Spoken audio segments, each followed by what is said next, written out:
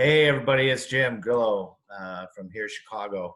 Um, I have Cory Fowkes, who's a CMP, that's Certified Meeting Professional, industry leader, advocate, change maker, thought leader. He's also on the incoming board of directors for ILEA here in Chicago, which is the Illinois Live Events Association.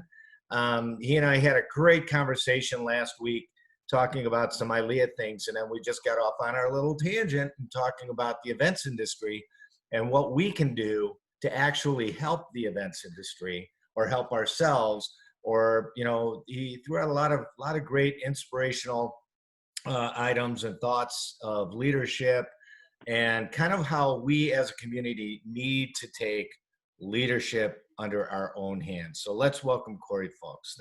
Thanks, Cory. How are you doing? Thanks, Jim. That's quite an introduction. Appreciate that. Thank you. You're welcome. I stumbled over one word, though. So. No worries, no worries. That means I'm human. Exactly. If that's all we're stumbling over right now, particularly right now, I think we're golden. Yeah. So, and you are also the producer and event designer for Next Level Event Design, which has been here in Chicago. And you're doing events all the way around the U.S. Correct. So at Next Level, we actually are celebrating our 10-year anniversary. So what a way to cap off 10 years, but to literally just came off a conversation with Kathy Giannetti, the president and founder of Next Level, and we're talking about how we can look at this as the end of a chapter or the beginning of a next chapter. And in this time where our industry has been asked to kind of just go to a standstill, it really does give us time to take stock in everything we've learned in the successes of the past 10 years and what 2.0 looks like. The industry is going to look different. So our company obviously is going to look a little bit different as well. And what does that rebirth and regrowth look like? So trying to find a little bit of opportunity and optimism in a time where we've been basically told to sit back for a minute, reflect and grow. So it's an exciting time for Next Level. I think it's an exciting time for our industry as well in the new opportunities that could come about. So appreciate that. And spending a lot of time right now focusing on the advocacy within the industry, greater than our individual companies. I'm finding a lot of value with ILEA, both on a local and an international level. What can we be doing right now? We're not all going to finish War and Peace. We're not all going to make that movie on our, iPhones that we all swore we were going to be able to do. But I think we can engage in conversations. I think we can help each other grow right now. I think that's where I'm kind of focusing at the moment, having these real conversations about how we can come together and how our industry can not bounce back, but really kind of rocket out of this situation.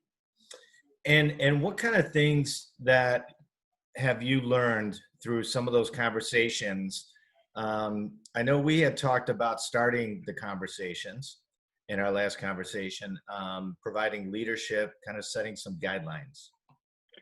Absolutely. I think when this whole thing started to unfold back in March, right? Where we're like, wow, are we having to cancel things? Oh, wow, we now need to renegotiate contracts in a way we've never done before.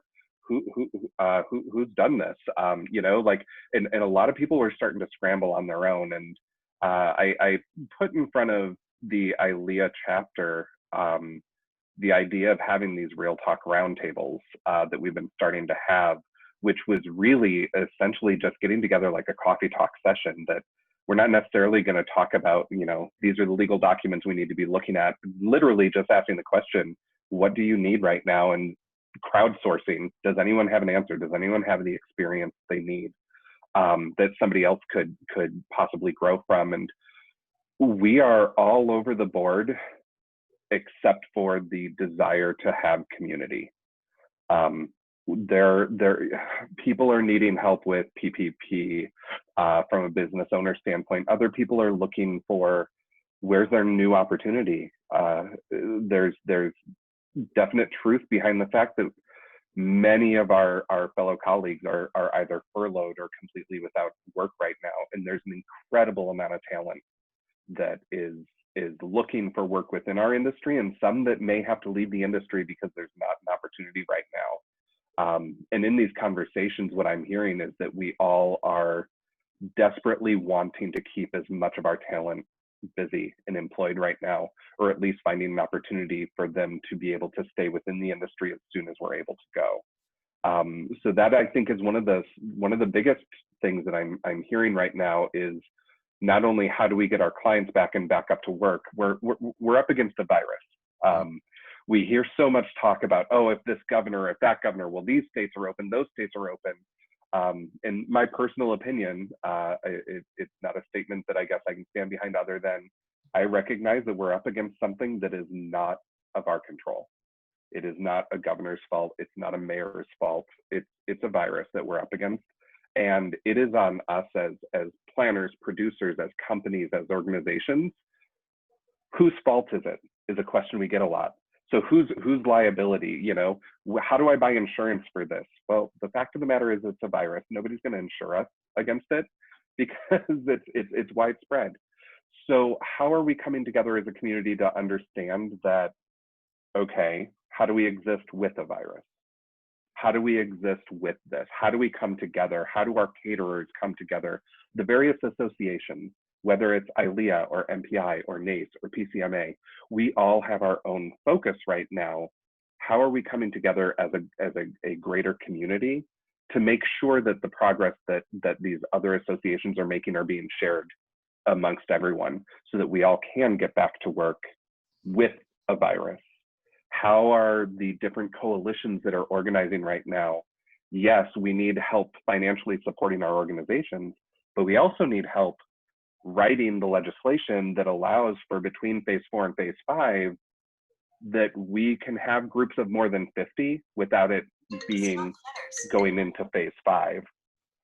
Is that the governor calling? I was hoping that perhaps we were live and he was like, Cory, let's talk about this. What do we need to do? But the idea that, you know, phase 4, we go up to groups of 50, and then in phase 5, it's carte blanche, we're back to 50,000.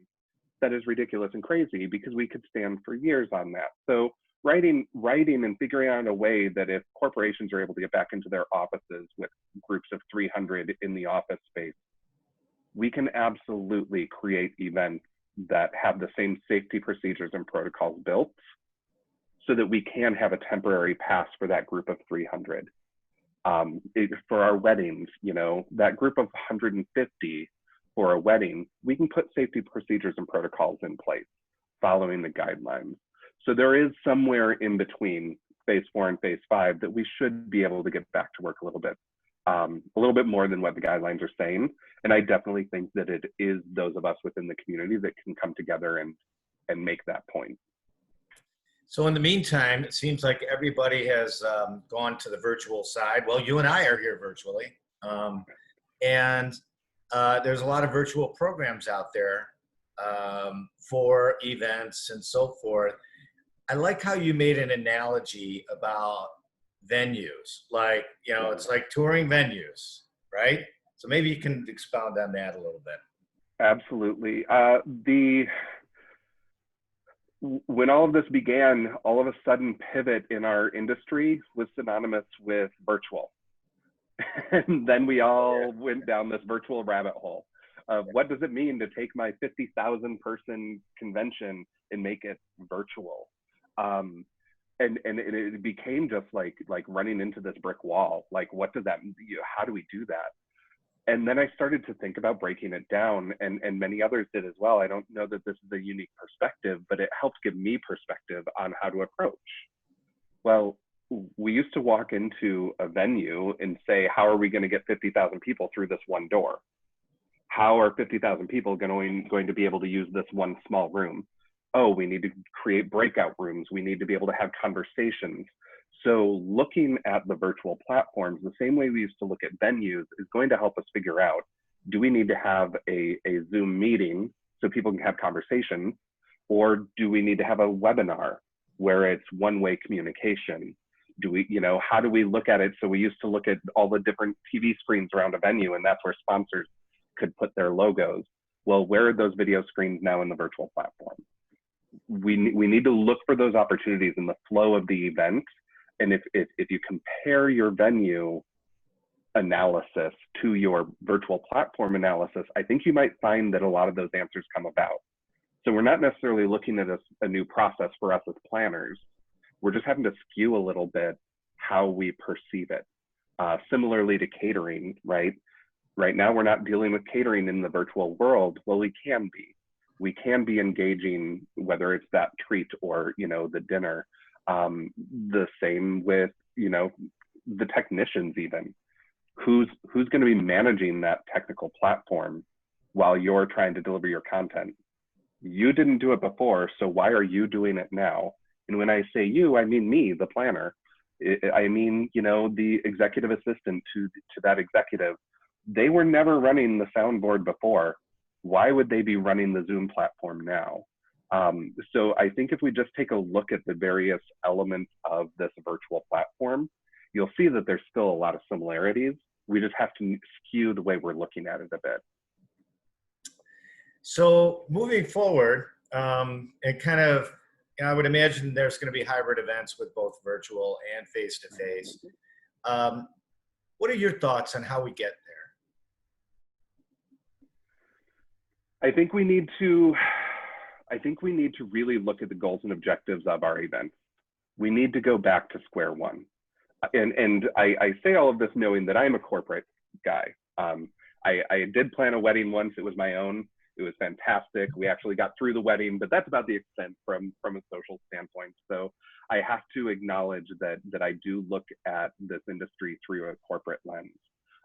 And then I can argue that, social events also have goals and objectives. But I think we need to start there and really ask ourselves, there are conferences and conventions that have been happening for decades. And that map has been the same year after year after year. It's going to take a little bit of work to settle into it and say, okay, why are we coming together? Can we really truly define the goals of this event and really look at the fact, does it need to be a live event? Can it be a hybrid event? Do people need to be face-to-face? Or can it be completely virtual? Does it even have to be an event anymore? Can we package this? Event planners and event suppliers can all be a part of a prepackaged thing as well. The resources and what we provide for those are exactly the same. Our AV vendors are doing it right now, right? Like they're helping prepackage this messaging. So once we find that it's safe, not only for us planners to instill the confidence for the attendee to say that it's safe, because that's going to be one of our biggest challenges now, is to really say, what is it, hashtag safe to meet again. Like we are going to have to advocate on behalf of our own industry to let our participants know that it's safe. And we're still not going to get a majority until it becomes more and more regular. So that's phase one, is we have to create the safe environment and the messaging behind it. Step two is that there are going to be vulnerable populations until a cure is found. And even when a cure is found, people are going to be a little shell-shocked, should I say. Like they're going to be hesitant to step into a group setting again because of the emotional toll that they've just been through. Hybrid events were happening before. People were shy to do them, but there's such great opportunity to move forward with them. We're seeing right now a Zoom meeting is getting 3,000 people for an event that, had it been done live, may have had 300. The opportunity to spread a message far beyond a group that can physically come together, people are now seeing that that is very, very possible. What do we have to do as planners, though? We do have to figure out how to create that balance. How are the people who are watching from afar getting a similar experience to the people that are in the room? Now, before, we used to have to coach our executives on the stage when that camera is, look right into that camera and ignore the fact that you have 300 people in the room around you because you have 3,000 people watching. We need to figure out how to do that hybrid so that we're engaging that audience that's right in front of us, as well as that audience that's watching from afar.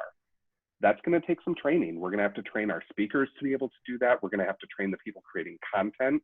How does somebody at home get the discussion? Well, we have to have discussion groups and breakout groups for the people who are sitting at home just as much as we need the breakout room in the physical space. So to me, there's a whole lot of opportunity here. To me, that means I need to turn and I need to hire another planner to sit right next to me, because I've professionally built a career about creating live, in-person experiences. I need somebody who's really good and really smart at creating similar experiences in a digital way on that digital platform. So now we're in tandem planning the same event, but the two different audiences are getting the experience. We always need to be thinking of the audience and how they are receiving the message that we're giving. And so now we're going to be challenged with changing it up a little bit. But for me, a challenge is always exciting, because that means that we're no longer doing the status quo, and we're probably going to learn to do something better. I've always said a challenge is a solution, the setup for a solution. And that's why I love a good challenge. You know, it's nice to have. Right now, it's very challenging, and I think you've got it in your blood too, where you're going to make things happen right now. And like I think you said, you had like a 500-person event in California where you're trying to work on right now with some hotels, and it sounds like you're still moving forward with that event, right? For sure. And that was really checking in with that client to find out what the goals and objectives of that event are. Now, in this scenario, this is an internal company meeting that they can always do a virtual meeting. The intent, the goal of this particular program is to humanize that team. And to humanize that team is to bring that team together. So we can deliver the same message via a virtual platform, and that is easy, just flip the switch. So we're postponing this particular event. Right now, it's postponing into next year with the hopes that as soon as we can find that it's safe. It is a global group. So then we have to go down the path of, are we going to be able to have the international participants fly into the US, right? So we have to keep an eye on all of those things, but really just cutting it off at the knees and saying, why are we doing this? Made it easy to understand whether it was a postponement or if we were to go virtual. Now we have another client that they have to move forward, much like a lot of the universities right now, right? They had to figure out a way to do commencement regardless if it's virtual, like they had to find a solution. I have another client that it's the same thing. It's an awards gala. How are we going to still provide these awards to these participants this year because there's value? Does that mean that we don't recognize them again next year if we're in person? That's a question to be answered. But if going to the goals and objectives, we need to recognize the efforts of these people from this last year.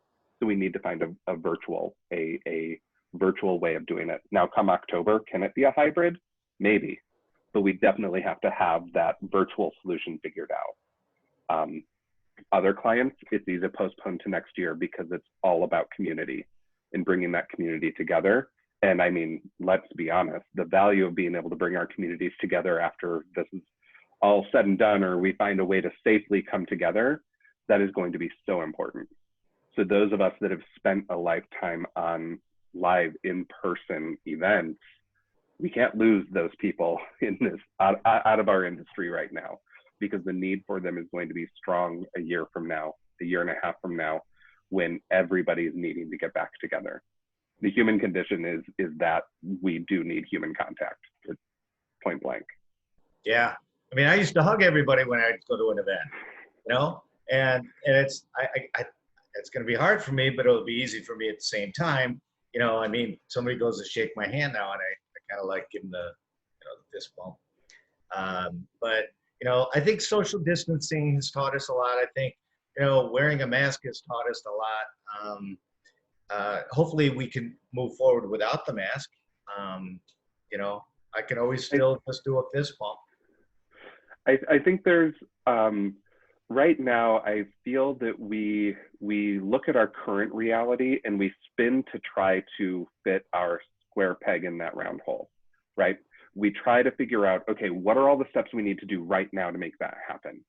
And it may be an unpopular opinion amongst our industry. sometimes we just can't be the solution at the moment. But in 3 or 4 months, we might be able to be that solution. We're up against something that we have no control over. For an industry that likes to control every single minute, every single decision of every single moment that we have our groups together, right? Like that is our job, is to preemptively script out every moment and have total control. This is a really hard time for those of us that are type A, that spend our time creating those moments. I think that if we take a pause right now and really take stock of what's going on, I think there is going to come that time that those hugs are going to be able to happen again. We hug all throughout the flu season. This is a different virus, and I believe science is working really hard at making it so that we can hug again. Now, does that mean that we might get some people who are resistant to a hug? Absolutely. I'm a hugger as well. People are going to be like, you know what, I choose not to hug. And those of us that are huggers are going to look at that and say, you know what, I respect that. Yeah. Here's an elbow bump, here's a nod, here's a, you know, the social contract that we have to have with each other coming out of this is going to be dependent on the information that we know, the facts versus speculation. And it's going to be on us to make sure that our attendees and our colleagues know and understand that we all have each other's health in mind. This is a virus. It will either get a vaccine eventually or evolve. This week is a different story than last week, right? Mm-hmm. So it's been difficult to put our pens down, to put our thinking caps down for 3 months. Are we going to have to do it for another 3 months? Possibly. But where are we going to be in 3 months? It's going to be completely different than where we are today, because we are completely different today than where we were 2 weeks ago. And that's the interesting thing with these roundtables and talking with other people within our industry and the importance of the association world. So whether you're a member of an industry association like ILEA or MPI or MACE or PCMA, to be able to have conversations with people that are in our own world is really important, because as with the roundtables, we see the conversations have changed every 2 weeks. You know, 3 weeks ago, it was really important to be about advocacy and who are we lobbying and what are we doing as an industry. And then 2 weeks later, it was the realization that we are going to have to do a lot of legwork on our own and present that to the administration, to the government, because no government is writing it for us. We have to write it for them. And to be able to go with that flow and understand that every 2 weeks, we are looking at a different reality. And it's really supportive to hear that from our fellow industry people, to say, yes, jobs are important. We need to get people back to work. We're still up against a virus that is no different today than it was 3 months ago, other than we're getting exhausted of sitting in our homes. Well, then it's up to us. How do we make it that people can come together in a safe way? How are we staying on top of the messaging and the truth behind all of this to ensure that it's safe for people to come together? I know that I could not go to bed at night knowing that it's something that I planned ended up being a complete outbreak. How am I educating myself, and how are my peers helping educate me, and how am I helping educate them to make sure that none of us fall under that umbrella? Nobody wants that. We all want to get back to work. Well, a part of our work right now is helping rebuild what the new us is. What does the new look like? That is a part of our work right now, and many of us aren't getting paid for it. We're doing it because ultimately we need to get paid again. And so we need to step up and be the ones to make that happen. Wow. Cory Fowkes. I believe. I believe. My own Cory personal Fowkes, opinion. CMP, my friend. Next level event design. Our industry, especially here in Chicago, and our industry as a whole, is very lucky to have you. You're the right guy at the right time. Also, I am just proud to be able to be on the same board of directors as you with the Illinois Live Events Association here in Chicago. And we're lucky to have you as incoming starting July 1, as a matter of fact. And I have a couple more days to go get kissed by the sun. Is that what you're saying? Just there you go. That's it. Yep. Keep reading the books for now. You got a lot of work to do. But seriously, thank you so much. Like I said, you know, we had that conversation. It was a great conversation. I think we talked for almost an hour 15 or something like that.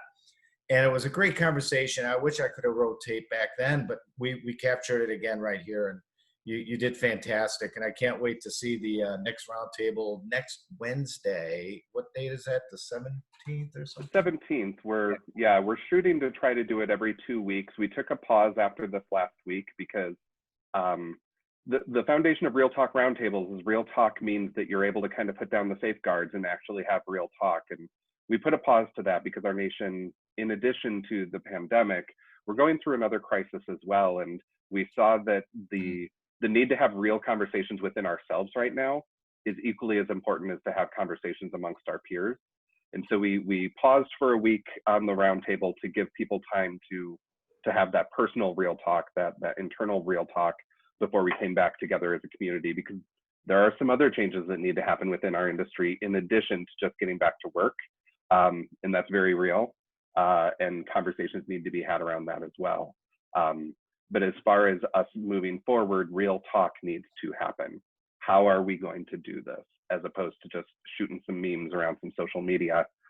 Brains have to come together. Some pens have to hit the paper. Yeah. So we'll be having the next round of Real Talk will be the 17th, and then we'll continue to try to have it every 2 weeks following. And hopefully someday the Real Talk Roundtable will stop being virtual and we'll end up being at a coffee house or at a bar someday. There you go. Love it. Well, you created Real Talk. It's probably one of the best benefits I've seen during my membership of ILEA, other than all the great networking. So thank you for doing that. You took that and made that happen, I think, within a week or so. So nice job on that as well. So Cory, thanks again for being with us here today, and more conversations to come. Absolutely. As long as we keep talking, things will change. Perfect.